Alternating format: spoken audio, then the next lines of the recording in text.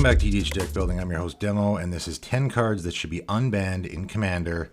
I already did a video about all the cards that are banned in Commander. I added in some cards that I think should be banned. It's a lengthy video. You can check it out if you want. I talk about all the cards that are banned in the format.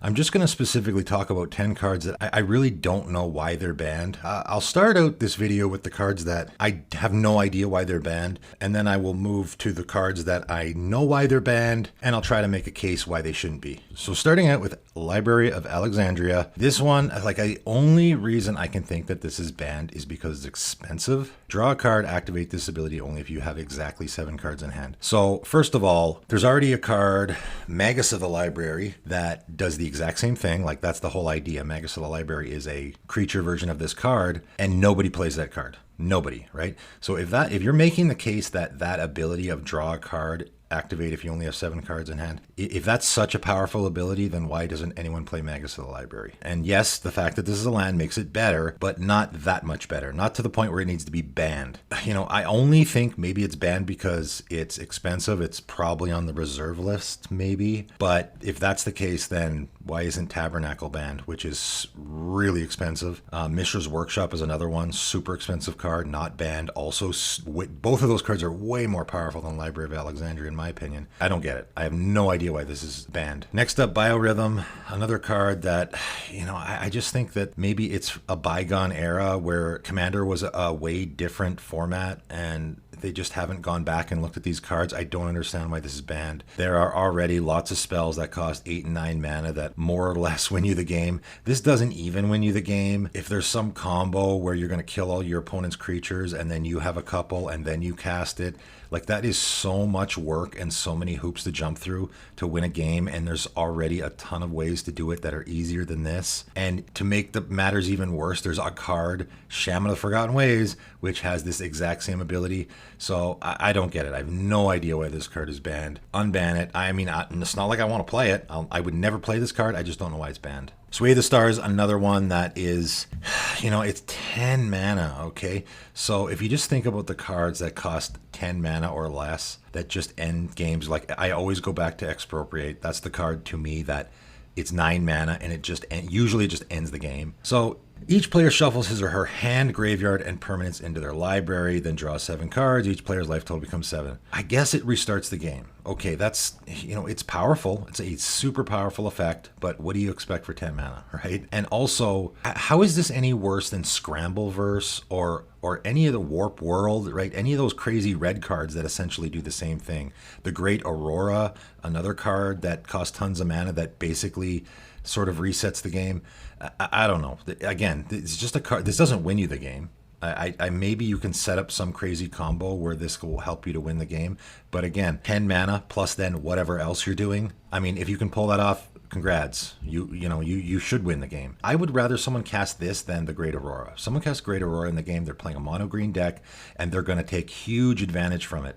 It's really, really difficult to make Sway of the Stars one-sided so that it just benefits you. It just sort of resets the game. I'm totally okay with it. You know, I talked about, I think in one of my very first 10 cards you should be playing video, Dimensional Breach, which does a very similar effect to this, which sort of resets the game, right? Totally on board with unbanning this. Again, I would never play it, but I would be totally okay with someone playing this in a game. Recurring Nightmare. Here's a card that I absolutely would play in a game. Absolutely, I would have this in at least a couple of decks. You know, maybe that's why. Maybe because it just becomes a, you know, obviously it's going to be a Commander staple. It's really good in any sort of Aristocrats deck. The only thing I can think, okay, so the timing issues have changed. I talked about this when I did my Band and Commander video, right? So you sacrifice a creature, return Recurring Nightmare to owner's hand. That's the activation of this. And then you put a creature card from your graveyard into play. So you're sacrificing a creature to put return a creature from your graveyard to the battlefield. Play this ability as a sorcery. So the way the game used to be played is you would play Reoccurring Nightmare, and then your opponent could destroy your Reoccurring Nightmare right away. And you couldn't respond because it's play as a sorcery. That's what kept this ability in check. But the rules of the game have changed so that now you can't respond. When someone casts a spell, like say someone casts a Planeswalker, if someone casts a Planeswalker, at no point Do you have a time that you can respond before they activate an ability, a loyalty ability, right? So as soon as it hits the battlefield, everyone is frozen except the player whose turn it is. They have priority, so they get to activate a loyalty ability of their planeswalker before you can destroy it. Recurring Nightmare is the same way now, right? Players can't destroy this before you use it. You cast it, it hits the table, and then immediately they get to use it. And at no point do you have a opportunity to destroy it. That's what makes it so good. That being said, Reanimate is just way better than this. I mean, I know you get to reuse Recurring Nightmare, but again, then you have to pay 3 mana to cast it again. You know, I'm not saying it's not a good card. It's a fantastic card. Rhystic Study is also a fantastic card. I mean, if we're just talking about, wow, this card's super good, how many cards are super good in the format? We're talking about banning here. We're talking about this card is banned. Why is it banned? That's the thing. I don't know why it's banned. It's hard to remove. That's it. I mean, you can counter it and then it's just gone. You know, if the person doesn't have a creature to sacrifice, it also just sits there, right? So if they cast this spell, you can just kill whatever creature they have in response. Then it's going to resolve and they can't get it off the table because they don't have a creature to sacrifice. I mean, there's lots of ways to get around this. Yeah, it's a great card, just not ban worthy in my opinion.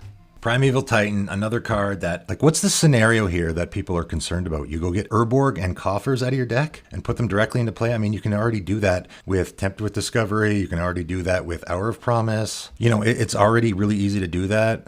I don't know. Are you going to play an Amulet Titan deck in Commander? I don't know. Like, again, it is a really good card, but it is not broken. There is no crazy combo that you can pull off unless you have several different pieces, in which case, so what? Because there's already about 80 different 2-card combos that just win the game in Commander. Don't know why this is banned. Yeah, it is probably an auto-include in a lot of green decks. But again, there's so many auto-includes now. This is another card that I think early in the days of Commander, they banned it just because it was ubiquitous and everyone was playing it. And the game has changed a lot, okay? The game has changed a lot, and I really think they need to revisit this list and unban some of these cards that just aren't that good by comparison anymore. Uraio Sortemi Ascendant. So this card, obviously, I know why this is banned. You know, this is one of the few commanders that is actually banned. I just don't think it's that good. You know, when the 4th spell of a turn is played, flip Uraio Sortemi Ascendant. So it's not the 4th spell that you play. You can make it so that, you know, you include your opponents in that, but that makes it even more difficult. It's a lot easier if you just do it yourself. Let's just run through the scenario here, right? You play this on turn 2, then you more than likely have to wait another turn. So it's sitting there. It can easily be killed before you flip it. If you actually manage to get your 4th spell cast in a turn, your opponent can respond by killing it, even if you actually do flip it. So now it's flipped. Game over, right? No, it's just counter the first spell played by each opponent each turn. That's it. If I'm playing against this, I go, okay, well, I'm going to cast a Signet. That gets countered. Then I cast a Crossing Grip or a Beast Within or whatever, and it's dead. Now you got to do it all again, right? And flipping this the first time probably is doable. What about the second time? What about the third time, right? And you're casting 4 spells. So unless all those spells are cantrips, you're emptying your hand. I mean, I just don't think this is that good. I just don't think it's that good. I can't believe it's banned. Another card that is banned, probably because people think it's unfun, is Limited Resources. And I've talked about this ad nauseum, about white and why white isn't good in the format. Okay, white isn't good, not because it doesn't have card draw and ramp, because guess what? Red doesn't have card draw and ramp. In fact, no color has ramp except for green. Green's the only color that has ramp. In fact, white is probably the second best color at ramping. All right, so please stop saying white's not good because it doesn't have ramp. Blue, black, and red don't have ramp either, okay? Green, to be quite frank, is probably the best color at drawing cards now in the format as well. But I'm not here to talk about green. I'm here to talk about white. And Limited Resources is one of those cards that keeps everyone else in check. And Balance is another one that is banned that, you know, I guess I could put on this list. People just think that's unfun. You know, it's a combination of let's handicap white by taking away some of its best cards. And then on top of that, the cards that they do have left that have Staxy or Taxi type effects, everyone frowns upon them. So people don't play them. Right? That's why white isn't good in the format. I am 1000% okay with playing limited resources in Commander. So it costs 1 mana, and I think that's the big deal here is people say, oh, well, you can cast it turn 1. Okay, so let's play that scenario out. When limited resource comes into play, each player chooses 5 lands he or she controls and sacrifices the rest. That's irrelevant because everyone has 1 land, right? So as long as there are 10 or more lands in play, players cannot play lands. So I have 1 land, and the next player plays 1. Everyone is going to have a minimum of 2 lands. If there's 4 players, everyone's going to have at least 2 lands, and there's going to be a couple players that have 3. So everyone has at least 2 lands. You can play your mana rocks,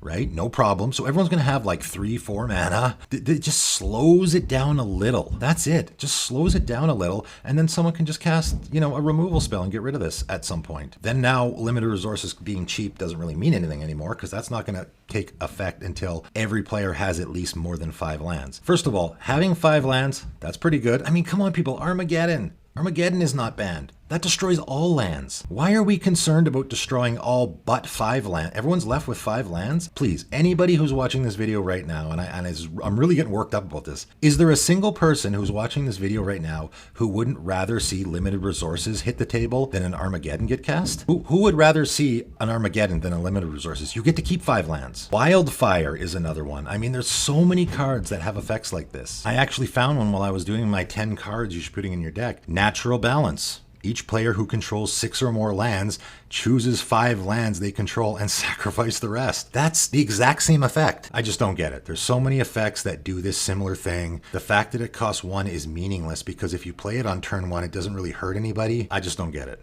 Please unban this card. Panoptic Mirror, either this or Biorhythm is the number 1 card where people go, why is this banned? Like, huh? What? And again, this just screams of early days of Commander when, you had that original sort of rules committee and play group playing, and the one guy puts a time warp on his Panoptic Mirror because that's the only scenario that this really concerns, and people go, oh, this is unfun. And so it got banned way back in the day, and then they just never went back and looked at it. Isochron Scepter and Dramatic Reversal is just straight up better than this.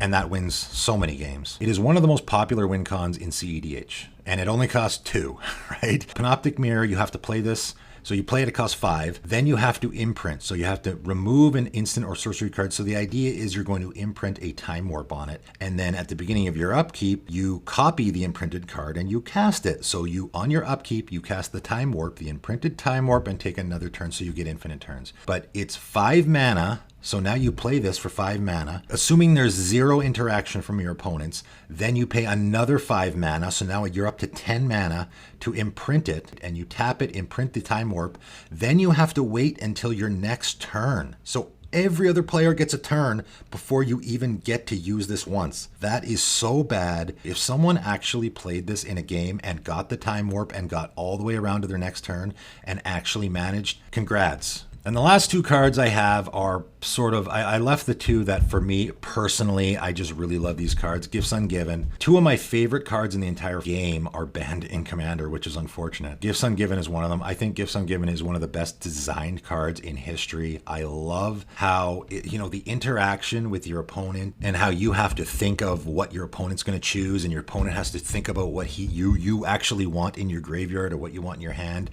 I get it. It's a really powerful effect in Commander because the different names thing doesn't hurt you now. This is why Intuition isn't banned. Intuition is a better card in other formats like Legacy. Intuition gets played a lot because it guarantees you get the card you want, right? Because you search for 3 cards with the same name and then you're guaranteed to get the one you want. In Commander, Intuition essentially becomes a worse Gifts Ungiven. It basically is doing the same thing Gifts Ungiven is doing, except you only get 3 cards instead of 4. Still though, it's almost the same thing. Gifts Ungiven, it costs 1 more and you get 1 more card than Intuition. That's it. That's the only difference. Yeah, it's powerful. Okay. But at the end of the day, you still are putting the ultimate choice in the hands of your opponent. So I just really don't think this should be banned. And finally, Sundering Titan. And I know when everyone sees land destruction, they get furious and, oh, get rid of it, get rid of it. Again, I just talked about this with limited resources. There is cards, so many cards in the format that just straight up destroy lands. This costs 8, okay? And the reason why this is so powerful in Commander is because what limits Sundering Titan, and I've actually played this card in Modern, okay, what limits is you have to choose a land of each basic land type. So if your opponent is playing Golgari and you're playing Simic, for example, right, you choose a swamp and a forest controlled by your opponent, and then you have to choose an island because he doesn't have an island and you do, so you have to destroy one of your own islands. You know, if you're playing Azorius, now you have to destroy an island and a plains, right? Because you have to choose a land of each basic land type in play. You know, that's what keeps it on the level, keeps it from being too powerful. In Commander, because you have 4 players, there's way more likely of a chance that all of your opponents are going to cover those 5 basic land types, so you don't have to touch your lands at all. And the effect happens again when it leaves the battlefield, so you can blink it, right? Maybe you get in a situation where you are playing mono white and everyone else has all the other colors covered and you can really go to town, destroying your opponent's lands, I guess. But if you're playing mono white, you can play Armageddon. Yes, it is an advantage. Expropriate is also a huge advantage, right? And it costs 9. If you're talking about expensive cards that give you a huge advantage, there are a ton of those in the format already. If we're talking about land destruction, there are a ton of those in the format already. So which is it? What specifically are we concerned with this card? I would really like to see this card get unbanned. I would like to see all these cards get unbanned, okay? Certainly there are a whole bunch of cards that I think need to be banned, and almost all of them are way worse than the cards on this list. So this is my, you know, plea to the rules committee. Just really take a look at this list and think to yourself, do these cards need to be banned anymore? Are there other cards that maybe are way worse that we need to ban? That's it for today. Thanks for tuning in.